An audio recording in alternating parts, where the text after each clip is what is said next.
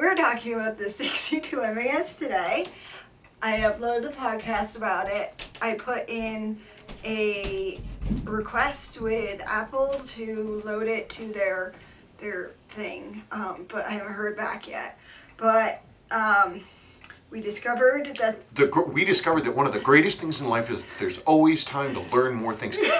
I do.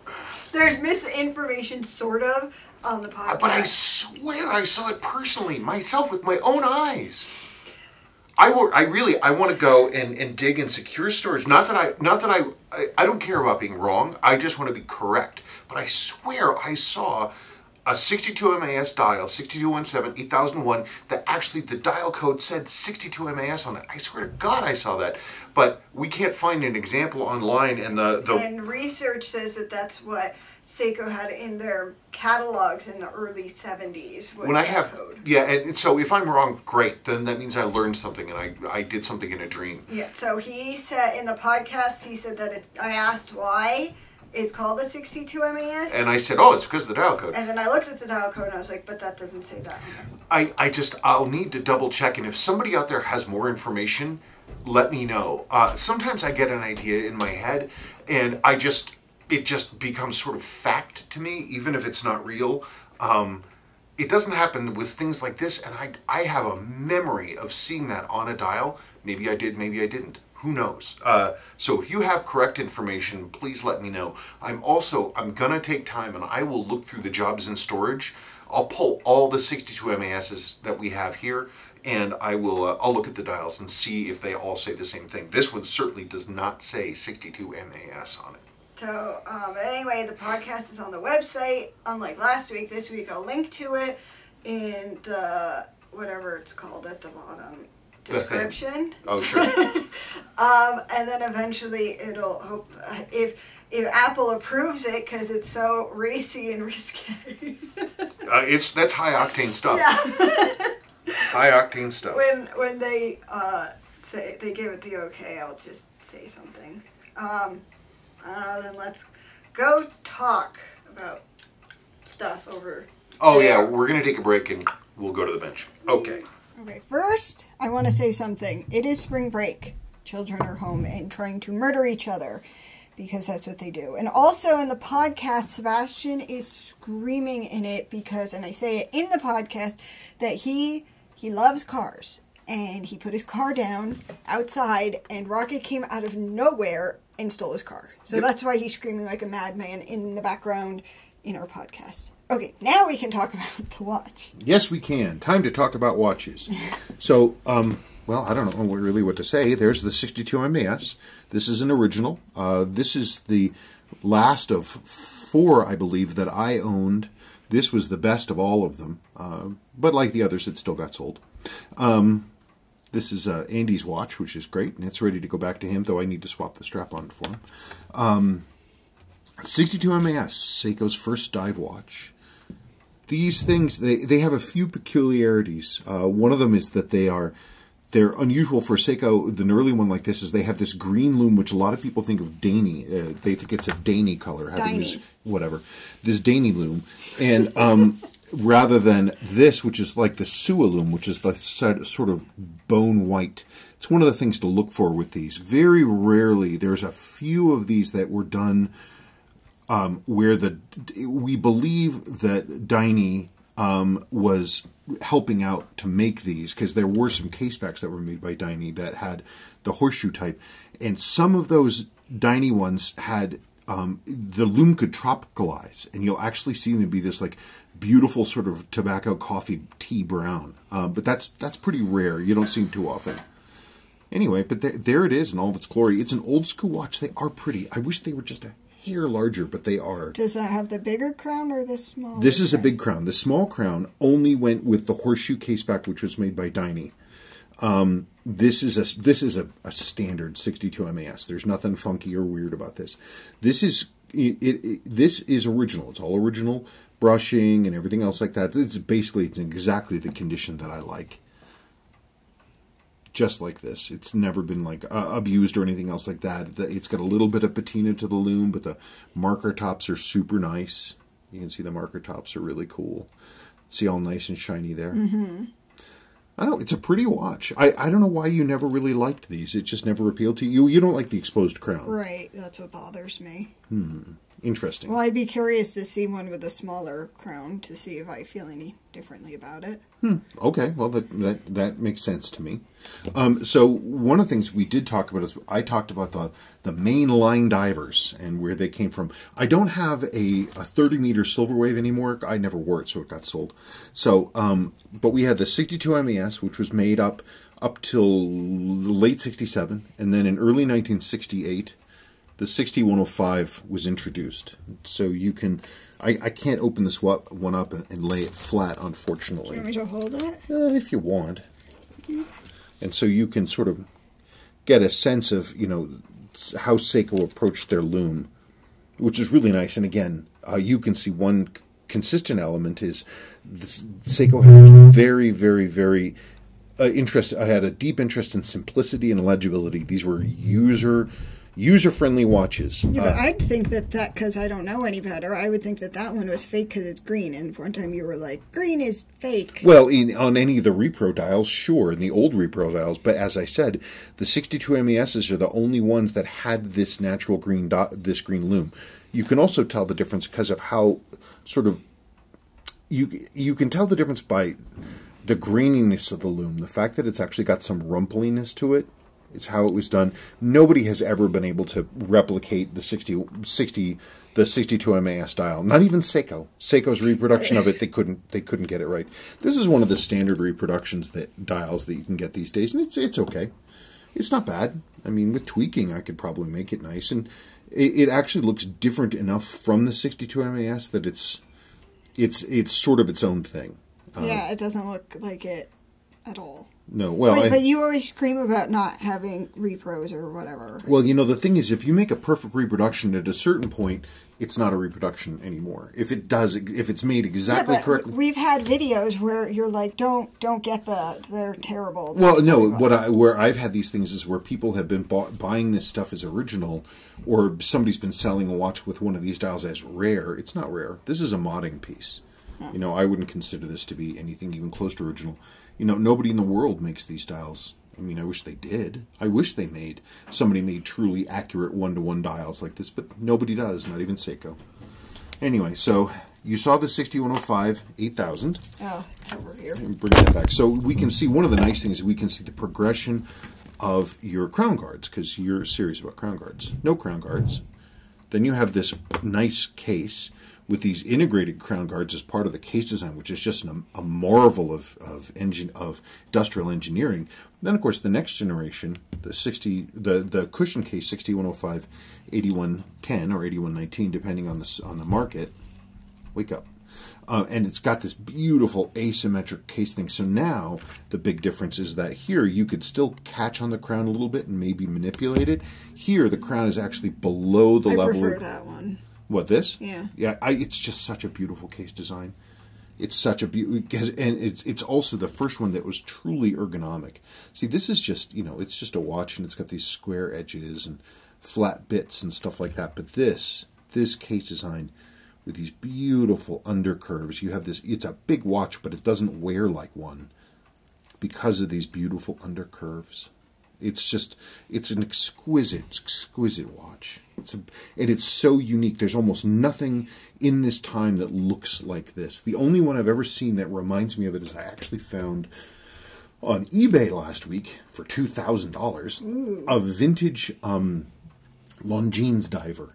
And it kind of had a feeling of this, though the case was squarer and the crown was at 3. It had a lot of this sort of compound curve action going on.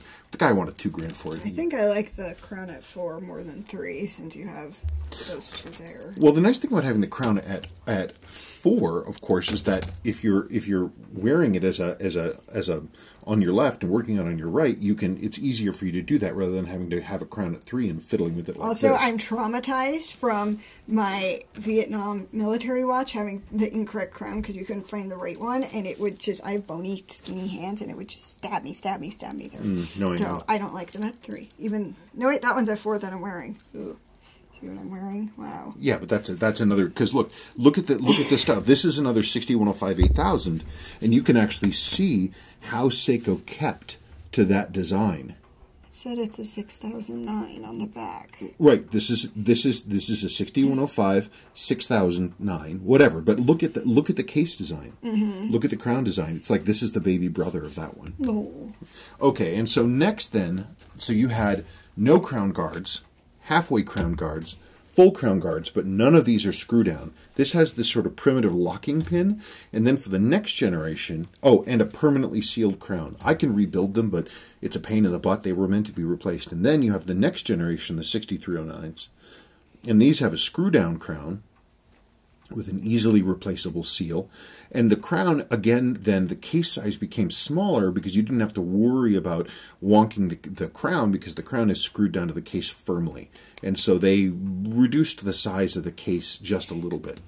And then, towards the end of the run, Seiko went even smaller. And they took this case and they hacked off all the extra stuff.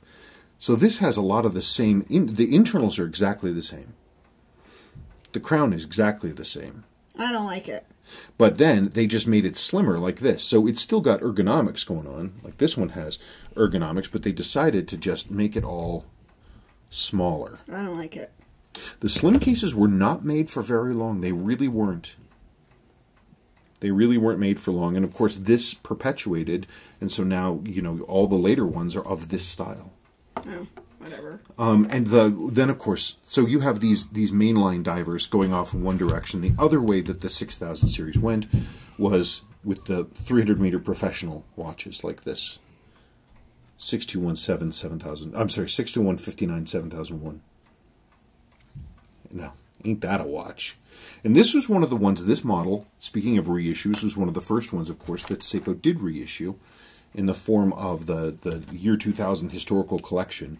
But then they reissued it as the Marine Astra. This is the SBDX double... Wait, it's a reissue? Well, this basically is a modern version of this watch. That's where they took the hints from. But Seiko being Seiko, they didn't understand what made this watch so beautiful and elegant. I thought the Marine Master was its own thing. It was reissued. This was reissued in the Historical Collection 2000 with the gold dial and all this other kind of crap that kind of look like it. But again, Seiko took something that was clean and elegant and just low and beautifully made, and they beefed it up. They put it on steroids, so it's like you can see like the case here is just comes up here with this beautiful ergonomic, with this flat line on this flat edge on the top with this coin edge bezel, and everything's so solid and lovely with this flat back on it. And what Seiko did is they go, oh no, we can't make it any bigger, and we like bigger watches. So they added this pad on the bottom. They added an extra, like basically they slotted in, sandwiched in an extra bit of metal, which has this flat edge here. And it's sort of got the coin edge rotating ring, but they rose it up against the height of the crystal. So the crystal's actually dropped down. Whereas on this one, crystal's flat. It goes right across.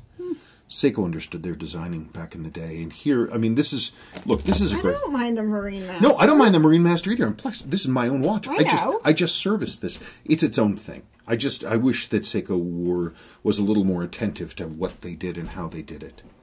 But anyway, back to the 62 MAS. You can sort of see the... Oh, and just for fun, since I'm here, you can see the Citizen version that lands between these two. This is from 1968. And you can see all how closely Citizen hewed to what Seiko was doing at that time. Acrylic crystal. But this one, instead of having an external ring like this, is an internal one. Anyway, dive watches. So now we can talk a little bit about the movements in these, in the 6217s. Just a little bit. I have some watches here. Let's see what I got going on. I don't think I can pop the... One of the other 6217s that people talk about is the early world time. And this is one of those early world times. It's in rough shape, and it's unrestored. This one is from September 1964. And you can barely see on the back the Olympic torch. You can barely see anything but serial number. Well, you can see. Ah. Sorry. You can. There is. Trust me. There's an Olympic torch right there, and these used that same movement, that 6217 movement. I'm looking at it. That's what's happening. Oh, now I can see it. Can you see it there? Yeah. Yeah, I see the Olympic torch. So this is a 6217 movement right here, I believe. I believe. Well, no, it's definitely a 62 something something movement, and this gives you an idea of what it is. 6217 typically had orange printing on it, which is what this has here. Every now and then they have gold printing on it, but normally a real 6217 will have orange, not gold. And it'll say 6217 on the bridge. These movements really were good. They're good movements. Most of the ones you see are not this silver plate. Most of the 6217s have this like gold plating on them. These really are nice movements. This is what, 26 joules? I'm not wearing my glasses. I can't see what that says. Yes. And these are, when they're serviced, they're fantastic movements. Again, I mean, they're slightly primitive in how their quickset and stuff works, but the watches themselves, the movements themselves, are accurate and useful. I think this one I serviced this one. Oh, look at that, serviced in 2017. I don't know why I serviced this. You're bored? Maybe. And so this is actually a completely clean movement.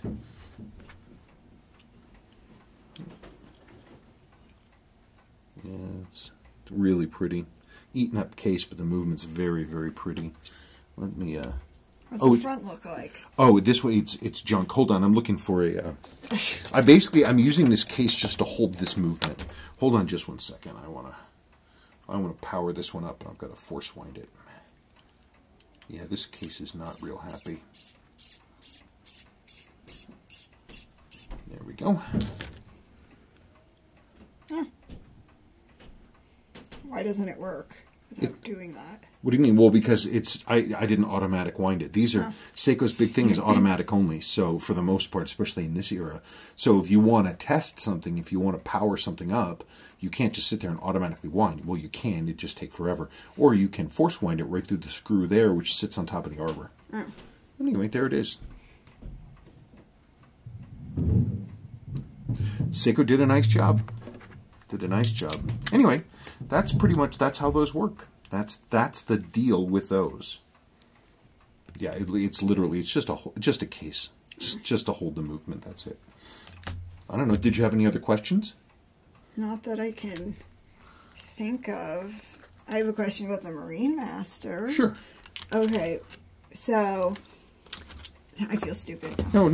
Ask the question. Okay, so I know that Seiko goes by numbers rather than everybody comes up with a name, like the bullhead or whatever. Sorry, kids are moving. Why did they call it the Marine Master? Why does it actually say Marine Master on it? I don't know. I think Seiko was trying to come up with their version of Submariner, like their sort of flagship diver, like high-end diver. Seiko has been striving to move out of the low and mid-market for a long time, and the Marine Master was their first really big mass-produced 4-figure watch. And so they called it the Marine Master. They have a whole Marine Master line, like it's sort of their professional line, their pro line, and so that's why they say it. Well, I guess we can talk about the Marine Master next week. Yeah, it's true. I took a few pictures of the movement on this one when I serviced it, but not as many as I probably should have if I had been thinking clearly. Very interesting to see this movement, to see what Seiko changed and see what Seiko used of their previous technology. Anyway, so yeah, we can talk about the Marine Master, but the rebuild came out beautifully. I'm very happy with it. Okay. All right, that's, I think, about it. Yep. Okay, bye, folks. Bye.